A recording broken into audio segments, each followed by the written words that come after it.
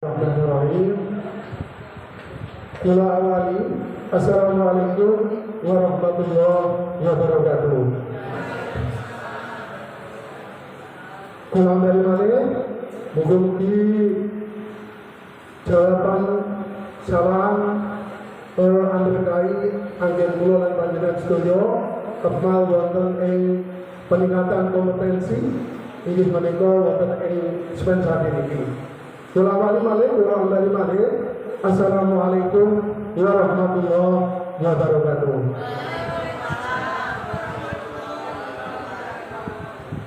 Bapak-bapak, ibu-ibu, monggo wau Bapak Kadin, ya.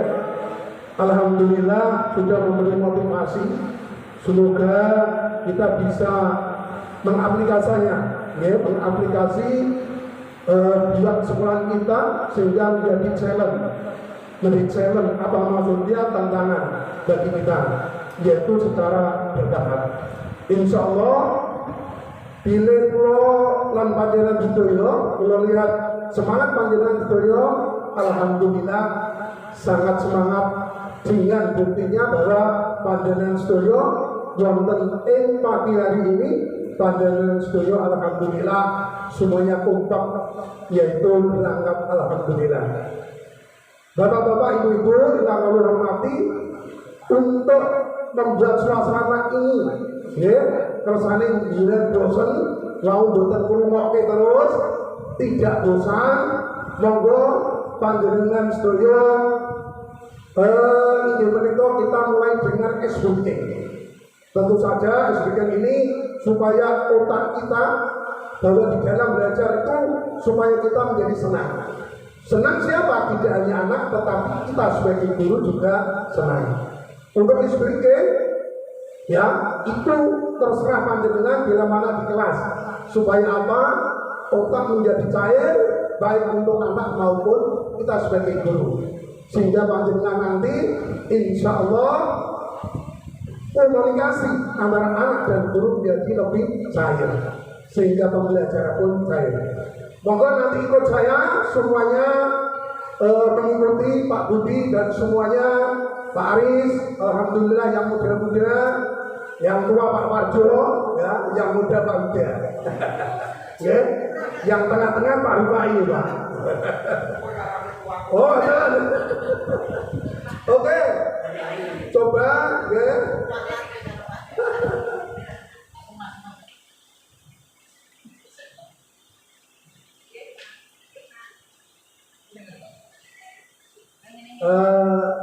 Audionya Pak, tolong. Ya, biar enak kan teman-teman.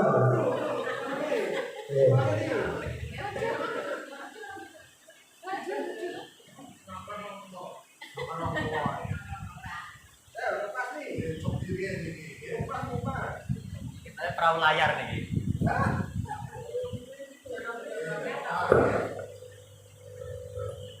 Nanti gerakannya, semua gerakannya dan sebagainya nanti mengikuti saya untuk menggerakkan tubuh kita maupun otak kita. Terima kasih. Monggo. Kita coba, ya. Berdiri apa duduk? Kita dengan duduk aja, tidak apa-apa, Bu. Ya.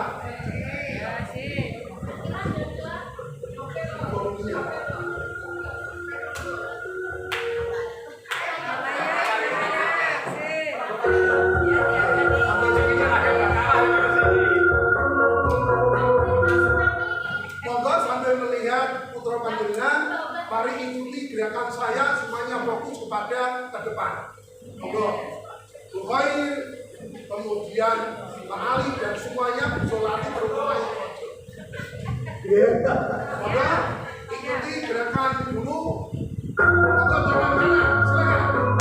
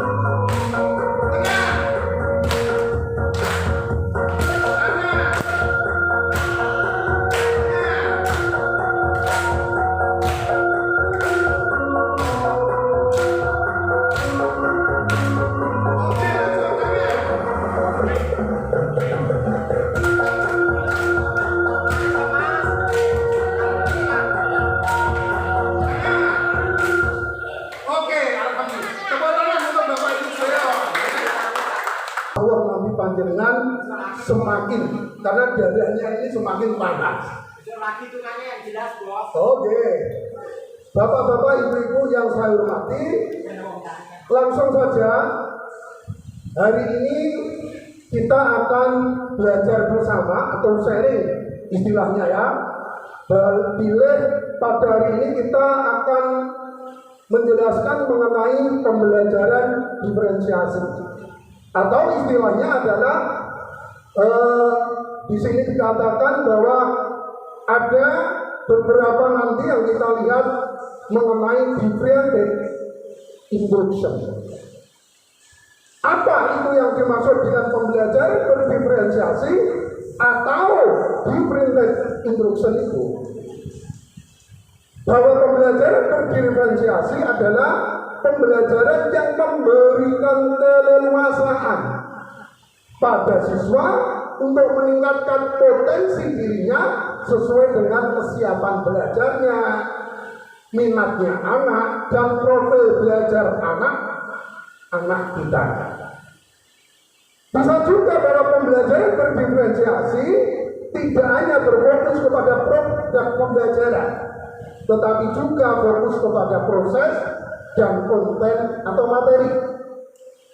Pembelajaran berdiferensi adalah sebuah strategi atau boleh dikatakan usaha guru di dalam memenuhi kebutuhan siswa yang beragam atau yang merespon perbedaan pada siswa dalam kelas untuk menciptakan pengalaman belajar yang terbaik bagi anak-anak kita.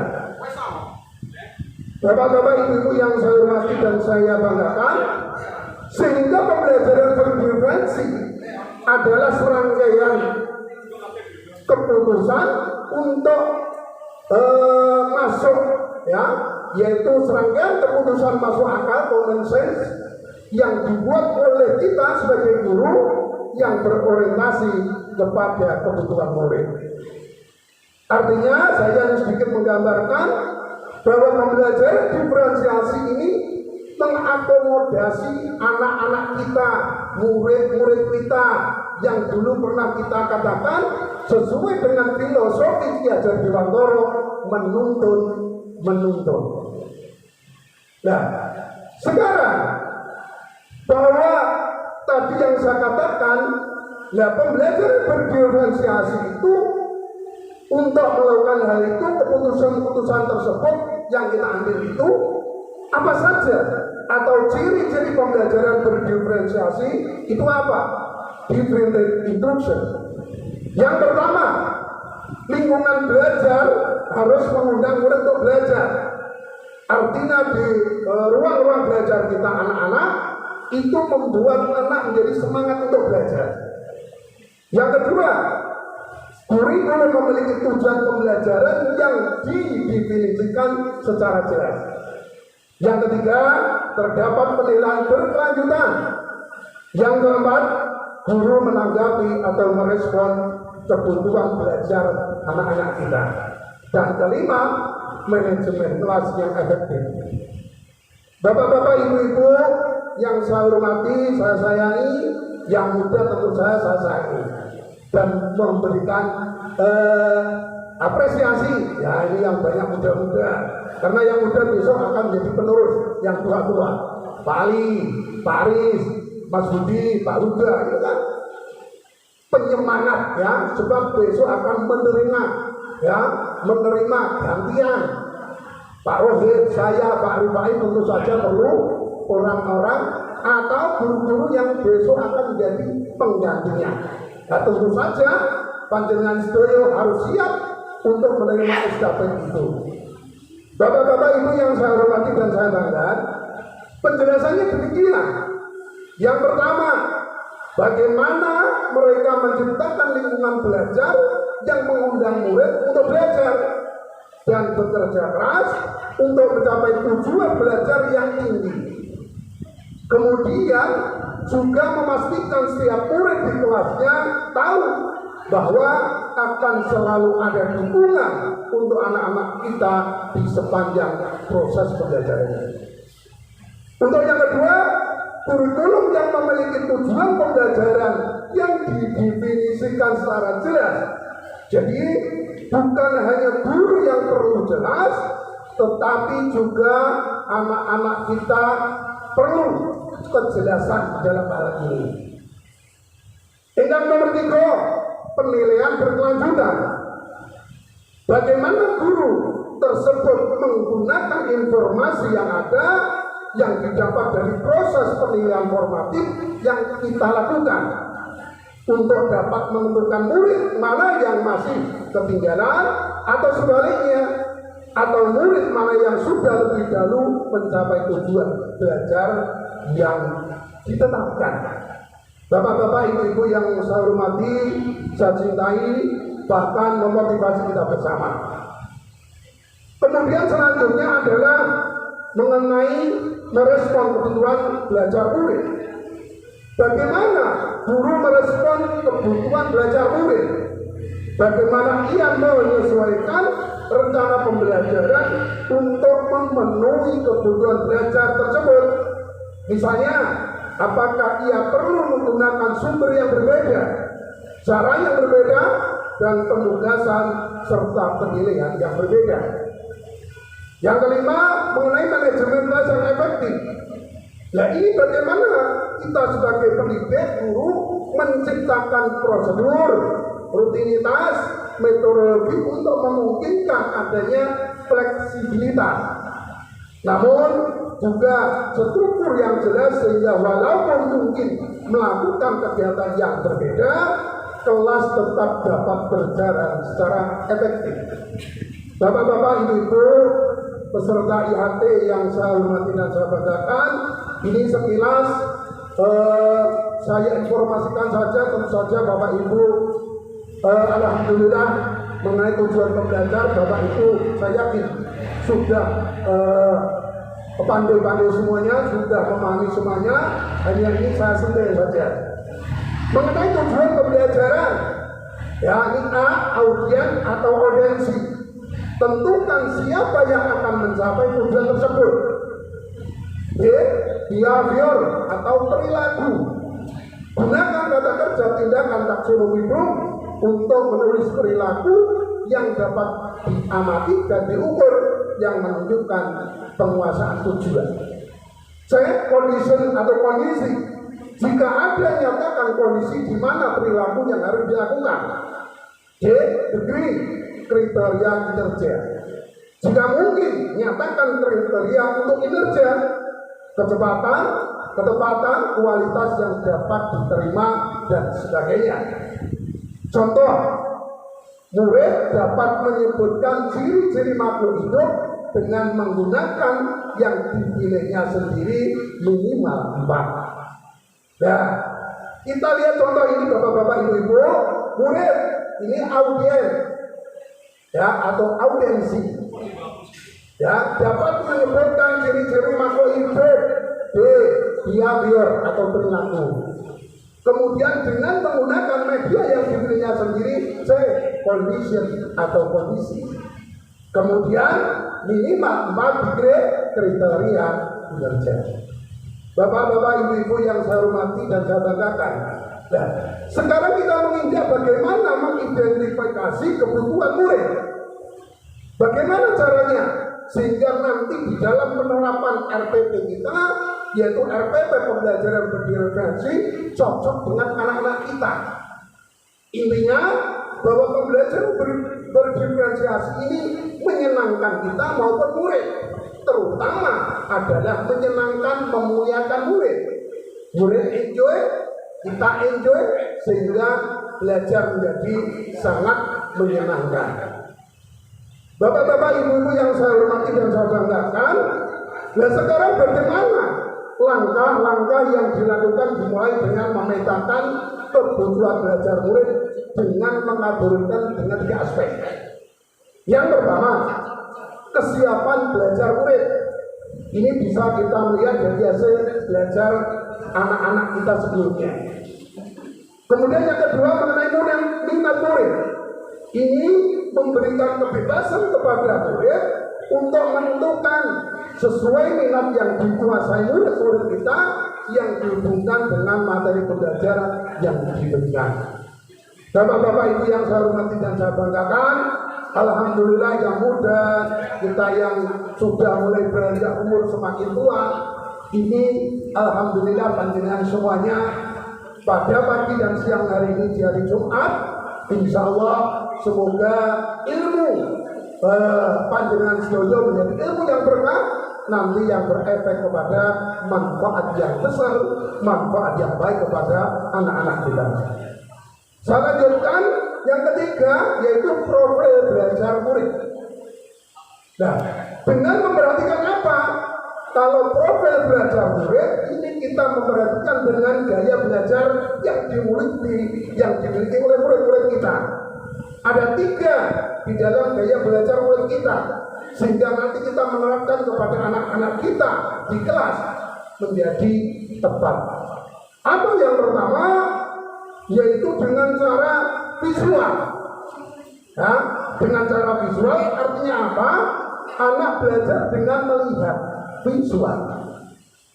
Kemudian yang kedua, anak-anak kita belajar dengan mendengarkan audio. Ini audio, ya, auditory. Dengan gaya belajar anak kita yaitu dengan mendengarkan. Kemudian selanjutnya anak-anak kita belajar sambil bergerak. Anak-anak kita bahkan kalau di kelas ada anak-anak kita ini kalau kita belum memahami, anak kita bergerak tuh, ya. Maka gaya belajar ada 3, anak dengan cara melihat visual, dengan cara yang kedua audio atau auditory, yang ketiga anak kita dengan cara kinetis, mereka bergerak. Bapak-bapak, ibu-ibu yang saya hormati dan saya banggakan, kita lihat pertama yaitu mengenai kesiapan belajar murid, readiness. Nah, seperti tadi yang saya katakan, ini bisa kita lihat anak-anak kita dari hasil belajar anak-anak kita sebelumnya. Nah, sifatnya dari kesiapan belajar murid ini bisa kita lihat. Mungkin anak-anak kita ada yang dengan cara yang bersifat mendasar, ya, ada juga yang bersifat reformatif. Yang mendasar saya contohkan seperti misalnya kita anak TK, maka kita harus memanipulasi dengan cara apa? Oh, misalnya membawa setik. Nah, anak-anak TK ini sudah sesuai zamannya. Ya, nah kalau transformatif ini anak-anak kita yang sudah memahami konsep. Sehingga panjenengan nanti bisa saja ya kalau anak-anak kita sudah transformatif bisa langsung diberikan tugas tagihan. Insya Allah karena anak kita sudah konsep, misalnya matematika, ya, bilangan pecahan misalnya, itu langsung silakan anak-anak mengerjakan tugas tagihan ini, silakan dikerjakan. Ini bagian anak-anak kita yang sudah transformatif. Nah, kemudian juga konkret dan abstrak. Anak kita itu memerlukan yang konkret, ya, tetapi ada juga yang abstrak. Nah, ini bisa kita lihat dari apa? Yaitu menurut Tomlinson. Ini kalau mengadopsi dari teori the equalization. Nah, penjelasannya demikian. Nah, bagaimana cara memetakan peserta didik berdasarkan kesiapan anak didik kita? Seperti dari teori dari Tomlinson tadi, kita menggunakan the equalization, yaitu satu bisa bersifat mendasar seperti yang tadi yang saya katakan, bisa bersifat transformatif. Yang kedua bisa bersifat konkret, juga bisa bersifat abstrak. Kemudian ada yang sederhana, ada yang kompleks. Ada yang terstruktur, ada juga yang open minded. 5 tergantung, ada juga yang mandiri. Anak kita ada juga yang lambat dan juga ada yang cepat. Bapak-bapak, ibu-ibu yang saya hormati dan saya banggakan, monggo coba ini saya berikan contoh saja. Contoh pemetaan mengenai kebutuhan peserta didik berdasarkan kesiapan anak didik atau readiness. Bapak-bapak, ibu-ibu yang saya hormati dan saya banggakan, yang muda, Bu Khair, Pak Uda, Pak Ali, saya sebut terus karena ini sudah berganti besok, ya. Bu Praniti, Bu Ririn, saya ini sebagai apa yang mau digantikan. Insya Allah anak-anak kita, teman-teman kita yang muda ini punya energi yang lebih energi. Akan saya berikan contoh, akan saya bacakan mengenai pemetaan yang berdasarkan kesiapan anak didik atau readiness. Bapak Kurnia, kurang besar ini. Oh ya, monggo saya besarkan ya.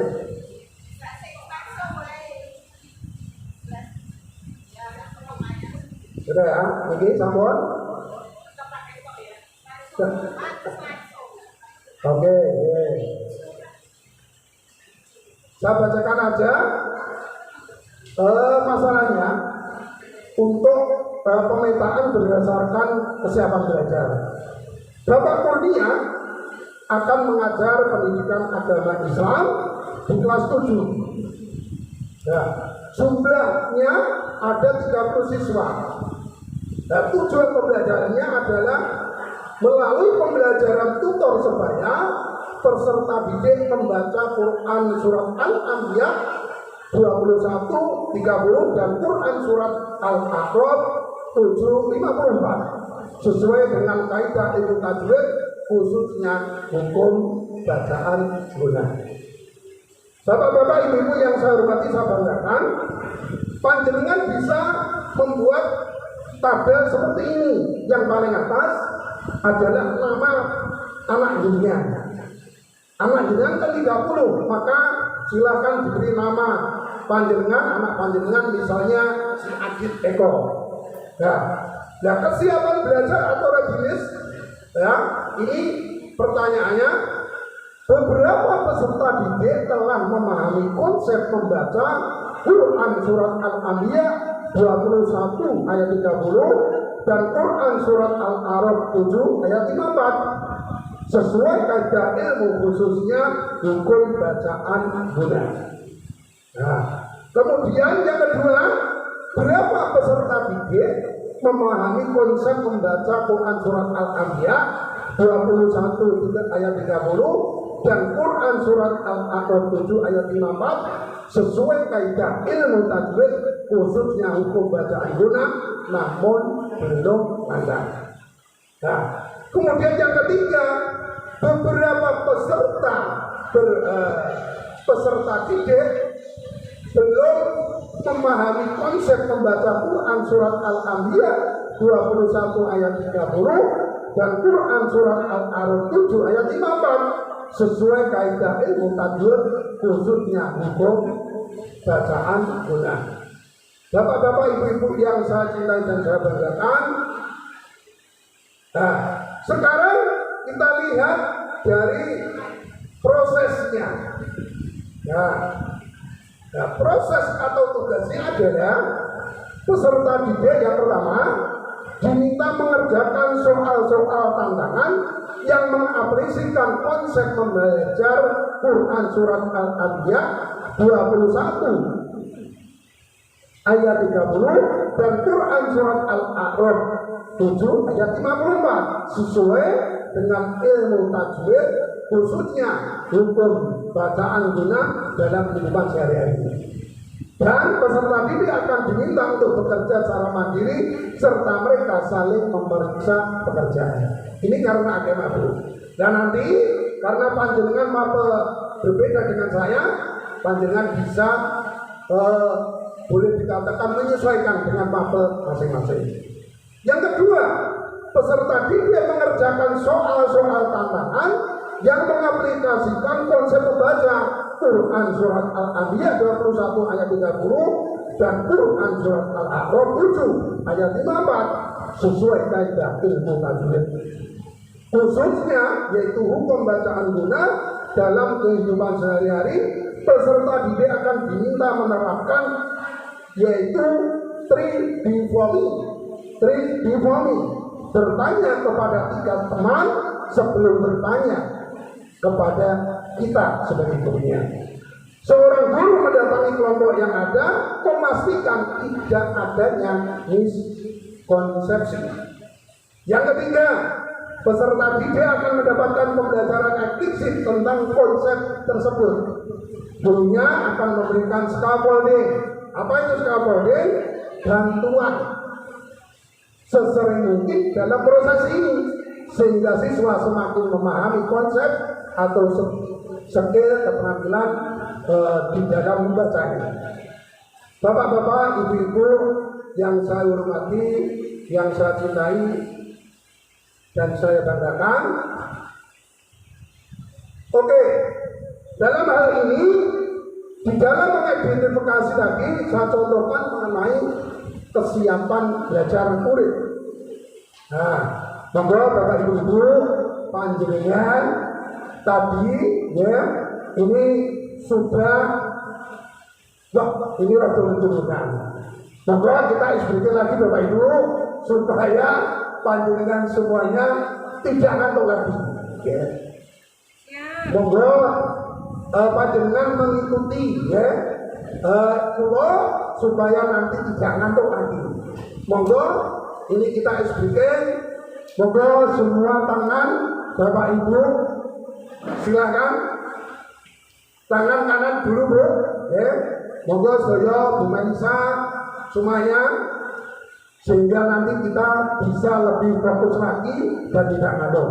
Mari kita lihat dan dengarkan sambil mendengarkan lagu yang kita kemukakan bisa.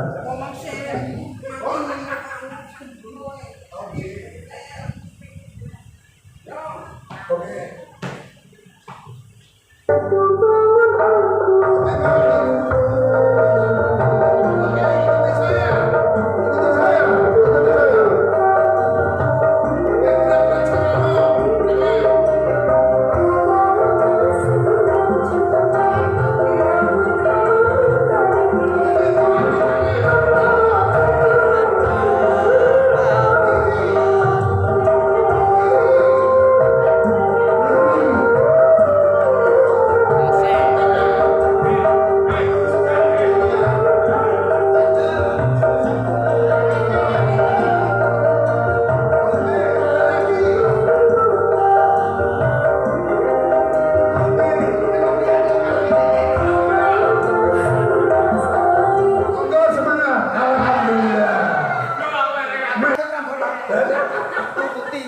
Oke Bapak Ibu semuanya, alhamdulillah ispritin, alhamdulillah saya melihat kita bersama sudah merasakan mengenai hal-hal yang demikian.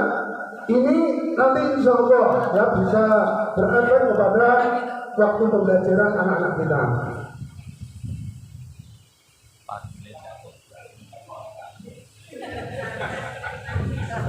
Bapak-bapak, ibu-ibu yang saya hormati dan saya cintakan, nah ini Bu ini tadi tak dulu semangatnya anak-anak. Bu ini keperingan Bu Sapi saya Pak, sudah semangat ya. Ini Bu ini ngentek keperingatnya tenanan Bu ya. Ini alhamdulillah ya, ngentek keperingatnya tak hubungan dulu oleh Bu Sapi. Alhamdulillah Bapak Ibu semuanya, kita lanjutkan yang kedua, minat murid atau interest. Insya Allah Bapak Ibu nanti karena ini hari Jumat, tentu saja kita berusaha secepatnya ya. Karena yang laki-laki tentu saja akan Jumatan, sedangkan yang wanita tidak ada tugas kewajiban untuk Jumatan. Bapak-bapak, ibu-ibu yang saya hormati dan saya cintai dan saya banggakan, yang kedua yaitu mengenai minat murid atau interest. Nah, minat ini adalah satu motivasi penting bagi seorang anak atau murid kita terlibat di dalam proses pembelajaran. Maka minat murid ini memberikan kebebasan murid untuk menentukan sesuai minat yang dikuasai, yang dihubungkan dengan materi pembelajaran yang diberikan. Nah, ini bisa panjenengan untuk dicocokkan dengan minatnya, dikoneksikan dengan materi pembelajarannya. Kemudian kita menjembatani, memfasilitasi ya dengan pengetahuan yang dimiliki anak. Kemudian juga memotivasi anak agar dia lebih termotivasi untuk belajar.